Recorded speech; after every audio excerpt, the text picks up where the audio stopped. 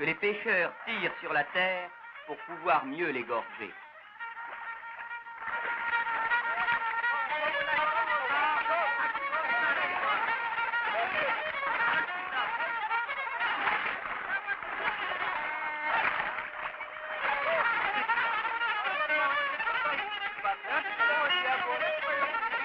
Mais la mort du jeune hippopotame d'Issoufi ne comptera pas dans le combat.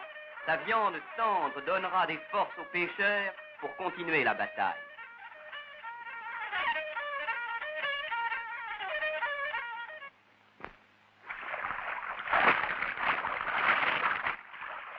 Ayant appris la mort de l'hippopotame d'Issoufi, le troupeau a remonté le fleuve encore plus haut à Tamoulès.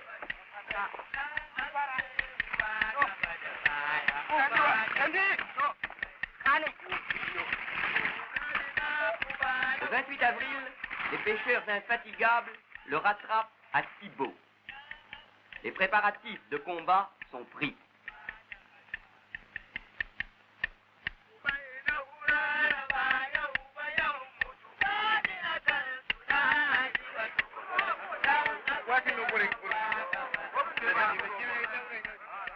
Un mâle énorme, le barbu de Tamoulès, garde son troupeau.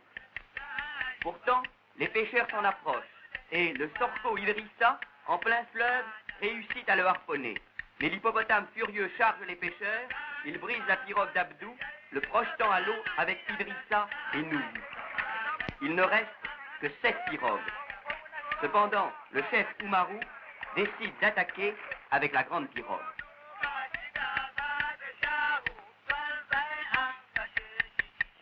Il met son bonnet magique et il prépare les charmes de courage.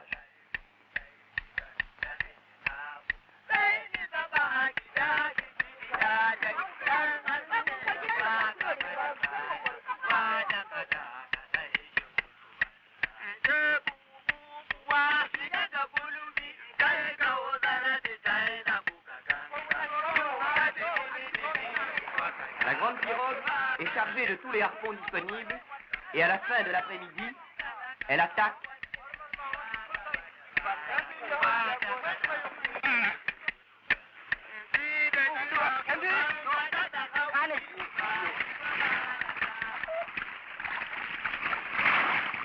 Mais c'est l'hippopotame qui attaque le premier. Et dans une charge furieuse, il brise l'avant de la grande pirogue qui coule et qui doit être abandonnée par son équipage.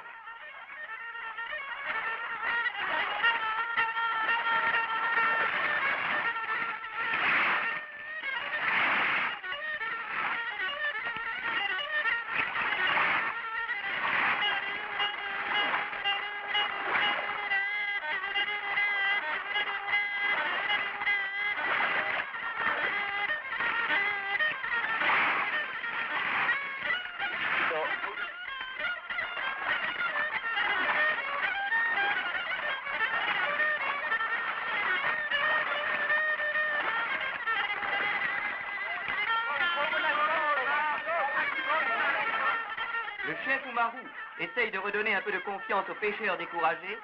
Après avoir chargé une petite pirogue de suivre l'hippopotame blessé, il fait haler la grande pirogue à terre pour être réparée.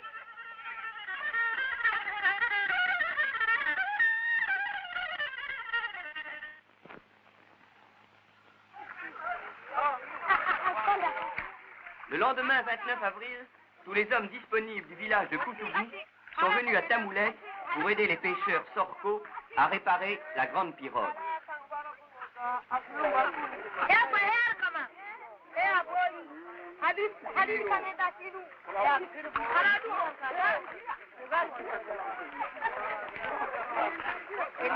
Une des planches de l'avant a été brisée, les coutures de cordes arrachées. De nouvelles coutures sont faites et les trous sont soigneusement bouchés.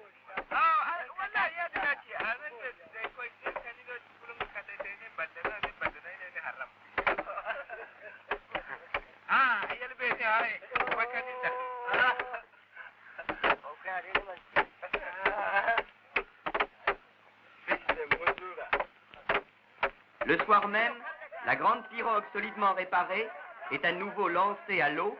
La grande bataille va pouvoir reprendre.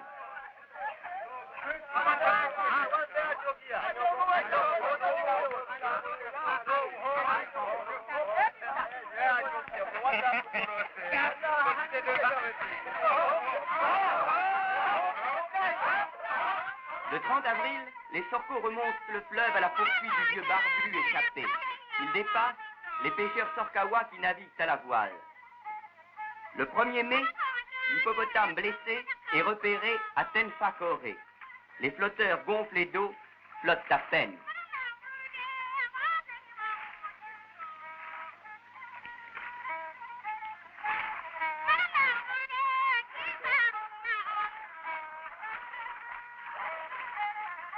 Yo! C'est Doumayaya qui jette son harpon. Ilogaoui et les Ibo lancent 2 autres harpons. Mais ce n'est pas un hippopotame qui a été ainsi blessé, mais un phoque du Niger, un lamentin.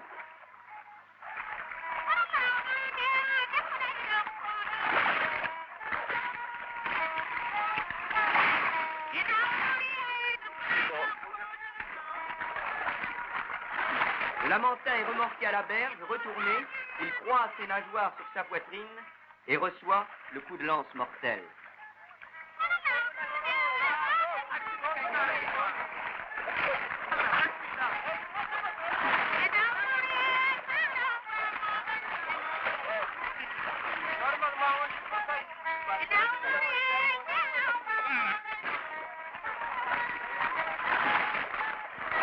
Mais au milieu du fleuve, les flotteurs de l'hippopotame blessés à Tamoulès par Idrissa sont encore visibles.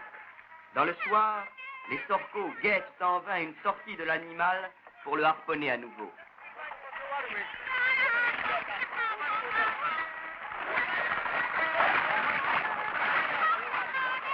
Toute la nuit, les Sorkos suivront l'hippopotame blessé. Et à l'aube du 2 mai, il sera aperçu dans le Bourgou et attaqué par la grande pirogue.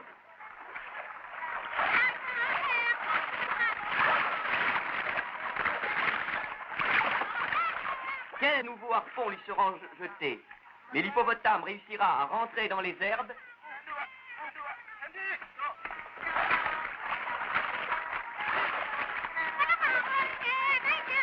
il réussira à briser les cordes qui le retiennent à la grande pirogue et à s'enfuir à nouveau.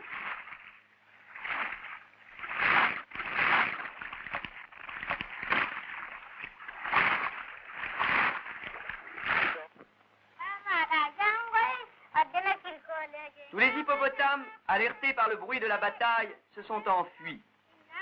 Mais un jeune hippopotame âgé de quelques jours n'a pu rejoindre le troupeau.